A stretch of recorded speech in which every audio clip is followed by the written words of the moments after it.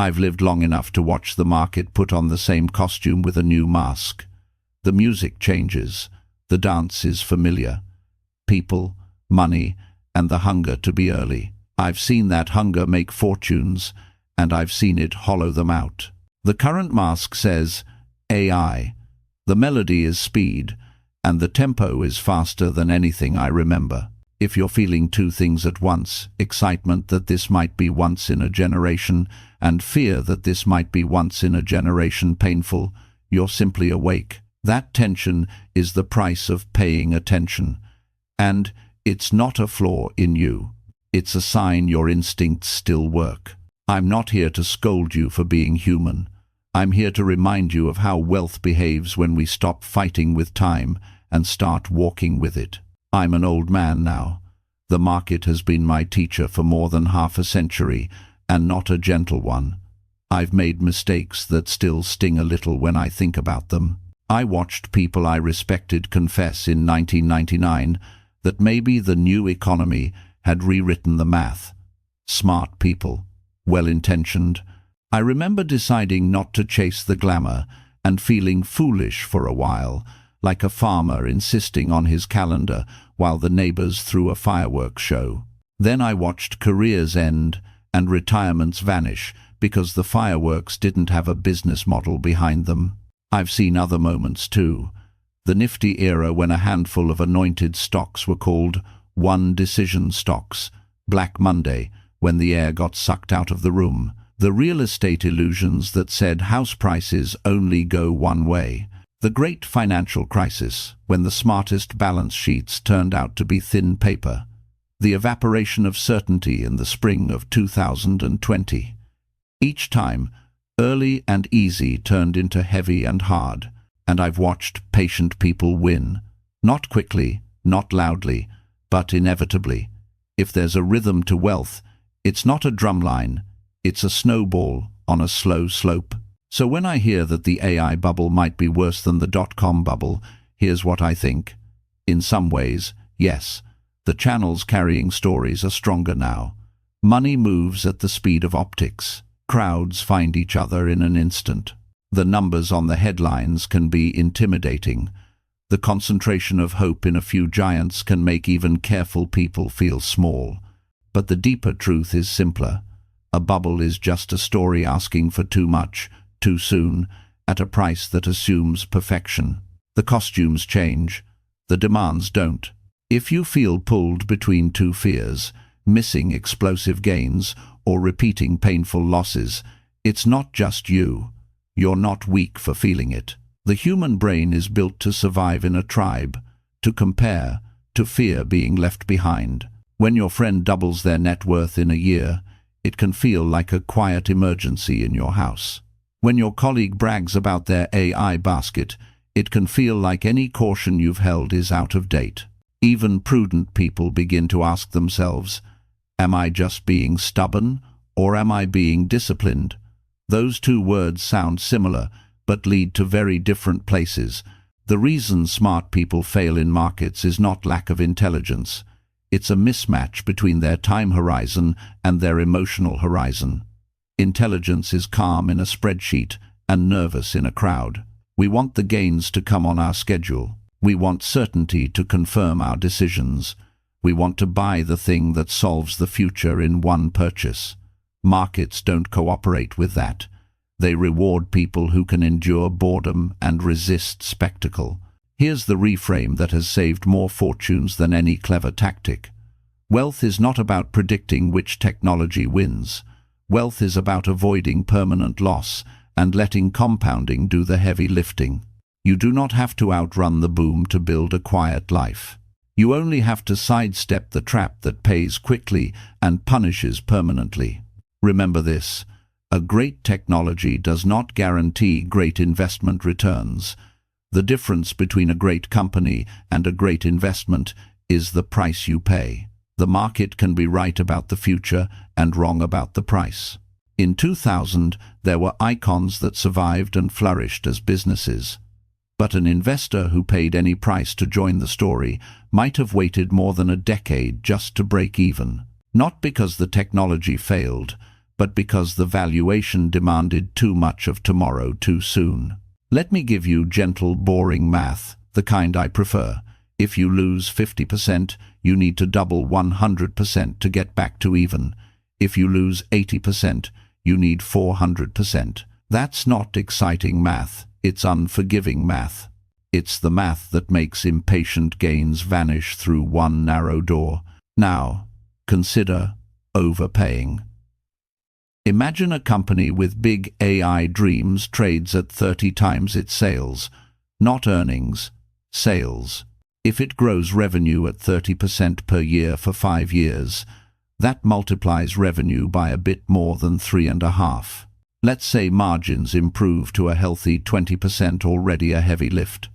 Now the operation is producing cash equal to about 0.7 times its original sales. If the market decides to value that cash at 15 times, still generous, you're looking at roughly 10 to 11 times the original sales as a reasonable value. But you paid 30 times. Even with impressive execution, time, and luck, the math has trouble saving you from the enthusiasm you locked in on day one. This is not meant to be exact. It's meant to be sobering. Let me show you another plain comparison. 2 paths for 20 years. Path A. You compound quietly at 8% a year. Nothing dramatic, no stories to tell at dinner. At 8%, money a little more than quadruples in 20 years. Path B. In the first 3 years, you find something that gives you 30% a year. You feel brilliant. Then the story turns, and you take a 60% hit in year 4. After that, you limp along at 8% for the remaining 16 years. 5 years in, Path B looks flashier. 20 years later, the steady road often leads to more money and far less stress.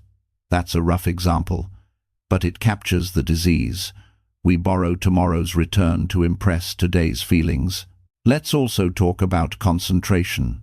When a handful of names carry the hopes of a generation, volatility hides as admiration. If those names go sideways for a decade, not down, just sideways, the passive owner can feel stuck. A portfolio that depends on the perfection of a few stories is like a bridge with a few cables too tight. Everything is fine until the wind shifts. And time. The market measures results in quarters. Businesses compound in decades. When the time scales mismatch, fear and envy do the talking. So, what do we do with AI? The reframe is this: separate the technology from the trade. Separate progress from price. You don't need to be all in or all out. You need a plan that lets you benefit from the inevitable spread of useful tools, without pledging your future to a narrative timing you can't control. Here are some lessons that have served me well across cycles. I share them with no arrogance, just the humility of someone who has made both kinds of mistakes. First, the story is not the stock. A technology can be transformative and still make few investors rich. Railroads transformed commerce and ruined many investors. The internet changed everything and still left many portfolios bruised for a decade because the price paid assumed flawless execution forever. Today, AI will enter everything. That does not mean any given ticker you buy will outpace your expectations. I have learned to ask one simple question. If the screens went dark for 5 years, what kind of cash would this business be producing, and how durable would that river be? Stories evaporate in silence. Cash keeps flowing. Second, own tools and tolls more than lottery tickets. In every rush, someone sells the picks and shovels. In technology, the picks and shovels might look like power, chips, data centers, training infrastructure. The vendors who take a fee on every unit of productivity, regardless of who wins the front page. I don't need to guess which brand of gold the miner will find if I own the toll road that trucks must use. I'm not saying go buy X. I'm saying look for the business model that gets paid because the work must pass through it, not because the romance might last. The world can argue about the final app. The power bill still comes due. Third, price is a promise. Every time you pay a high multiple, you are signing a contract with the future. The contract says, "This will grow fast, for a long time, with expanding margins and minimal competition and no major disruptions." Sometimes that contract is honored, often it isn't. A fair price with modest assumptions wins more often than a brilliant story with perfect assumptions. The market rewards the investor who insists on a margin of safety room for life to be messy. Fourth, do not borrow to chase miracles. Leverage makes good stories feel better and bad outcomes permanent. Margin debt borrows from your future self without asking their permission. If the tide goes out and collateral shrinks, the terms of the bet change at the worst time. Many fortunes have been erased not by wrong ideas, but by right ideas at the wrong price, with borrowed money. If something is attractive only because you can lever it, it probably isn't attractive. Fifth, size your curiosity smaller than your conviction.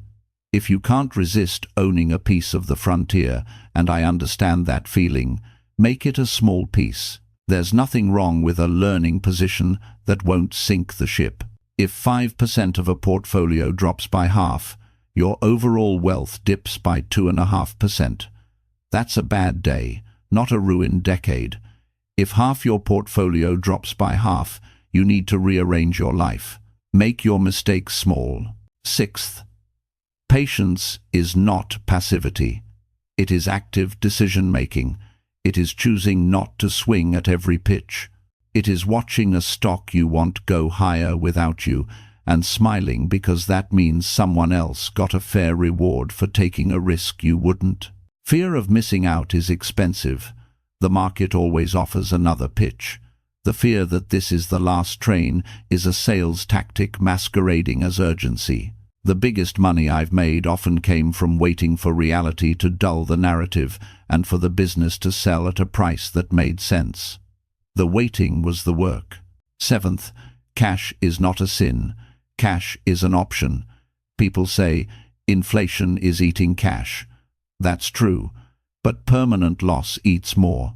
A thoughtful cash reserve lets you buy what you love when others must sell what they need. Cash is the permission slip to be greedy when fear returns. And fear always returns. If your cash makes you sleep better, it is already paying a dividend. Eighth, build your plan in writing. The mind shifts under pressure. When prices move fast, we talk ourselves into extraordinary exceptions. Write down your rules when you are calm. What will you own? Why?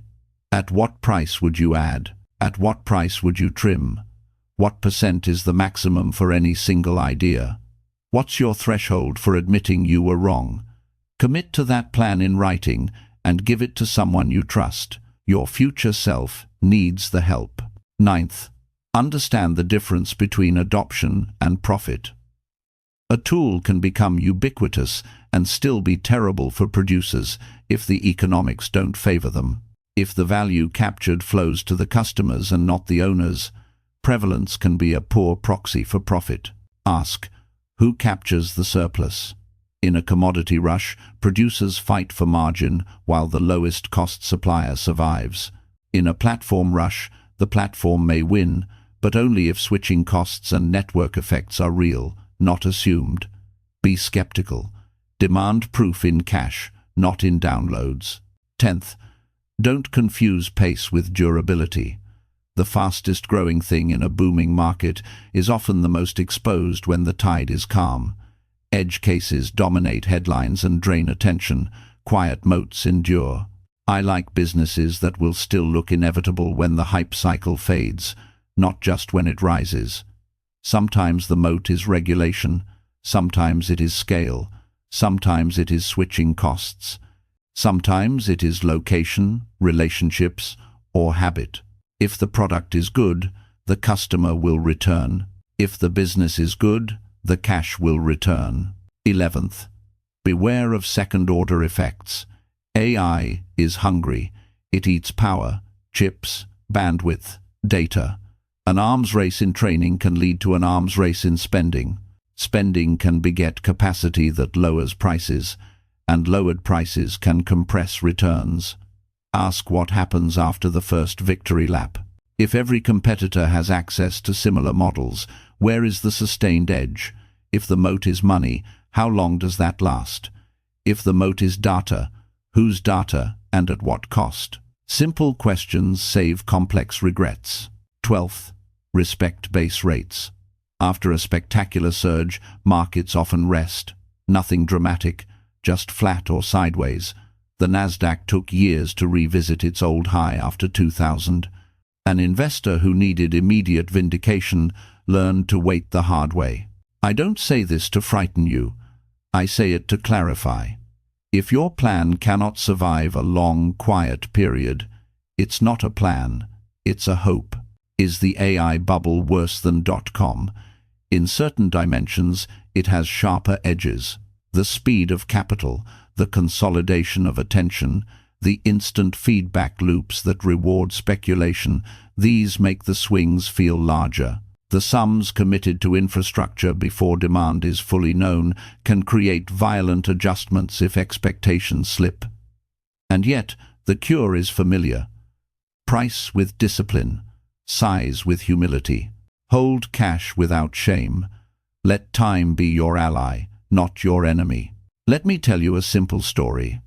A friend of mine, years ago, watched everyone around him make quick money in a new sector. He bought late, with money he could afford, but did not really wish to lose. He told himself he would sell if it fell 20%. It fell 20% in a week. He told himself he would sell if it fell 40%. It fell 40% in a month. At 60%, he stopped looking. He eventually sold because he was tired, not because anything changed. He didn't go broke. He didn't recover that time, either. His lesson wasn't to avoid new ideas. It was to avoid buying narratives without a price that forgave being wrong, and to set rules he actually wanted to obey. The market will always test the rules you secretly hope to break. I keep a small notebook. Inside, there's a sentence I've underlined. Big money is made in the waiting. People nod politely at that sentence. Then they violate it at the first sign of boredom. Waiting feels like doing nothing. It isn't.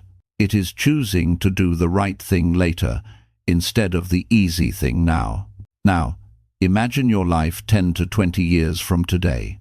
AI is everywhere, and you barely talk about it because it works. It's like electricity or search. It's in the background, doing useful work. Some of today's heroes are even bigger. Some are respectable shadows of their younger selves. New names have appeared that you have never heard of yet. The market has surprised us in ways we couldn't predict. That part is certain. What do you look like in that world? If your choices today honor boring math and patient values, here is my guess. You own a basket of durable businesses and simple funds that throw off cash. You're not living in the highlights or the headlines. You don't need to check prices every day. You own a home that suits you, not the neighbors. You spend time with people you like. Your portfolio is not a source of adrenaline, it's a source of options. You can say yes to things that matter and no to things that don't. You don't think in years, you think in decades, and your calendar is yours. And if your children ask you how you did it, you will tell them the truth. You missed some exciting things on purpose. You made fewer big mistakes than your peers. You avoided permanent loss and let compounding carry the load. You didn't try to be clever. You tried to be consistent. That's the path of quiet wealth. So, what should you do this week? Probably less than you think. Get a piece of paper. Write your plan. Decide what part of the AI world, if any, you want exposure to, and at what sizing you can emotionally tolerate. Decide what you will own regardless, because the cash flows are strong and the moats are sensible. Decide how much cash helps you sleep. Then live your life. Let the market be noisy while you are quiet.